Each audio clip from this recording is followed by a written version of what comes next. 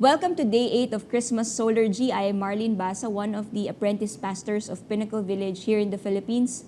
Today po, we will be taking a look at a life of a man who did not really witness the life and the birth of Jesus Christ in his lifetime, but has actually played a very significant role in the bigger story of Christmas. This man is named Isaiah, or as we know him, the prophet Isaiah. Who is Isaiah po? Isaiah was the greatest of the Old Testament prophets and one of the most eloquent writers who ever lived. In fact, sabi nga po, he has actually surpassed the literary abilities of a Shakespeare, of a Milton, or even a Homer.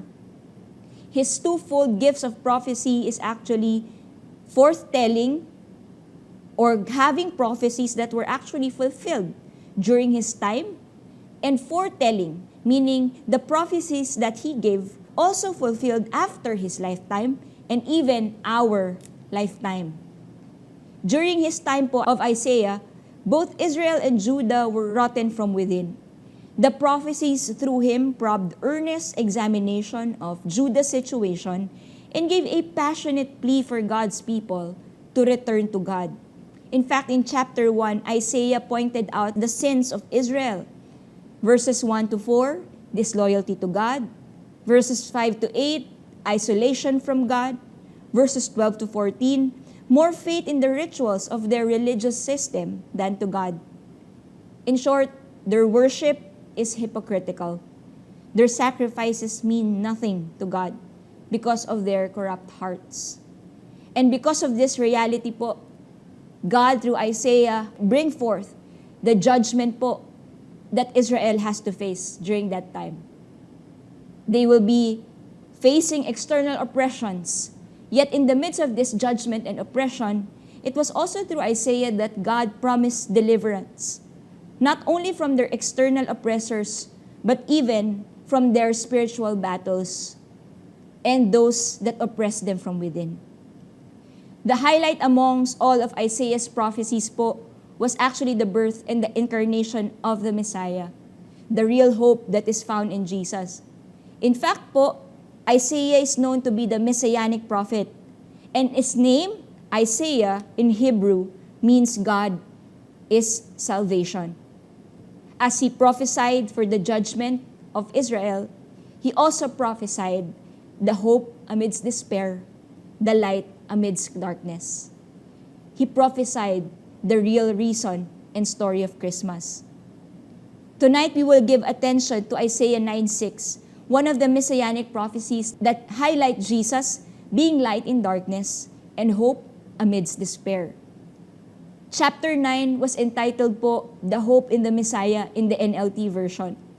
Although Isaiah began this chapter establishing the darkness and the gloom that Israel was experiencing that time, he ended up with the note of how the incarnation of Jesus will bring forth hope, not only in deity, but even in human form. Isaiah 9:6 is what we will look into today. It is perhaps one of those prophecies that we bring out when we talk about Christmas.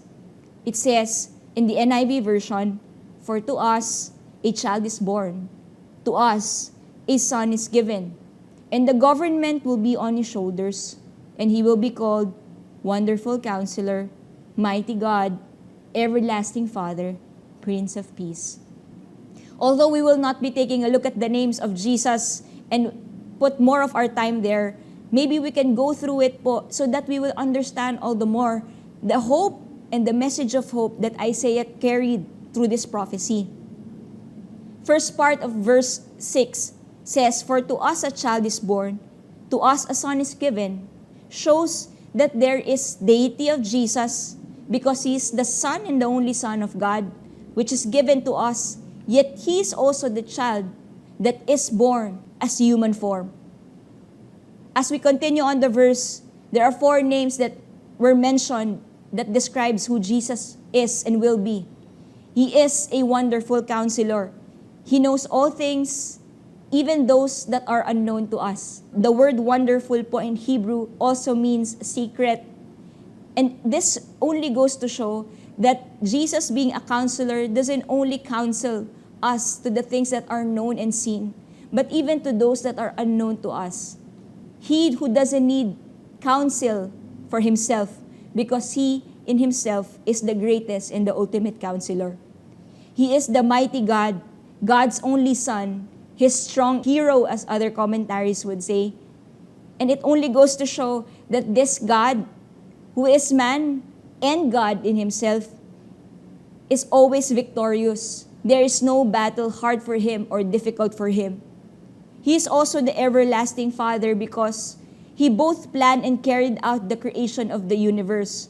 John 1:3 of the NLT says, God created everything through Jesus, and nothing was created except through him.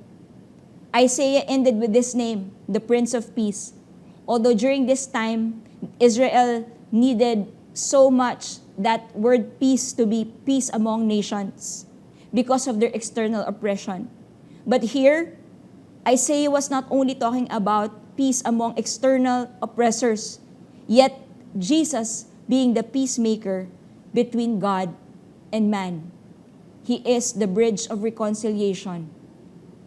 Even after the sin of Israel, the sin of man back to God.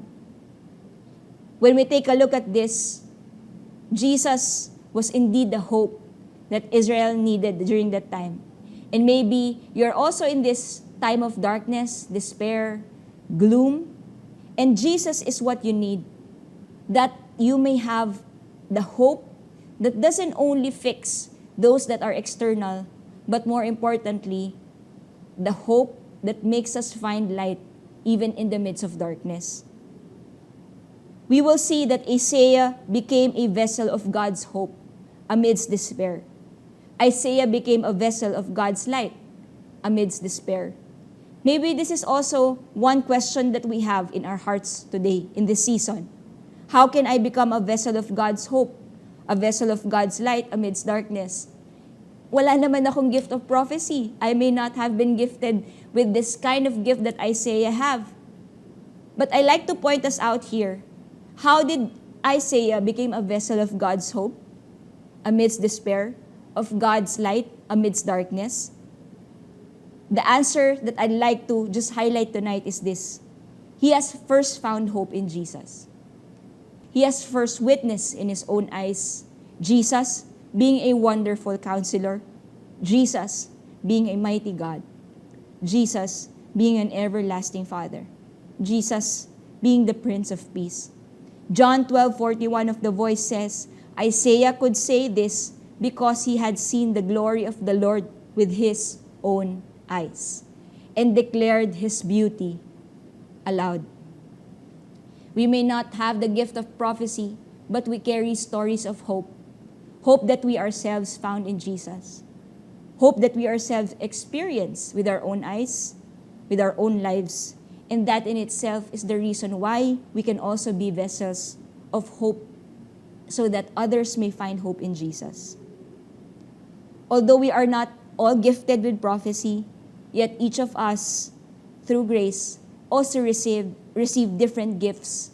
And these are the gifts that the Spirit can give us, gifts that will help us help one another. 1 Corinthians 12:7 says, a spiritual gift is given to each of us, not for ourselves po, but given to each of us so we can help each other. The prophecy given to Isaiah is not only that he may be called the greatest prophet. It was given to him so that he can carry the message of hope and light for those who are in darkness and in gloom. I'd like to end tonight po by asking you this question. For those of us who have experienced the hope of Jesus, maybe in this Christmas season, to whom should we become a vessel of God's hope this season? To whom should we become a vessel of God's encouragement this Christmas time? Is it for your classmate? For your colleagues? To a family member? Or even to an enemy that you yourself is having a hard time reaching out to? The challenge is, if we have really found our hope in Jesus, We all have been gifted the opportunity to be vessel of hope for others, of light for others.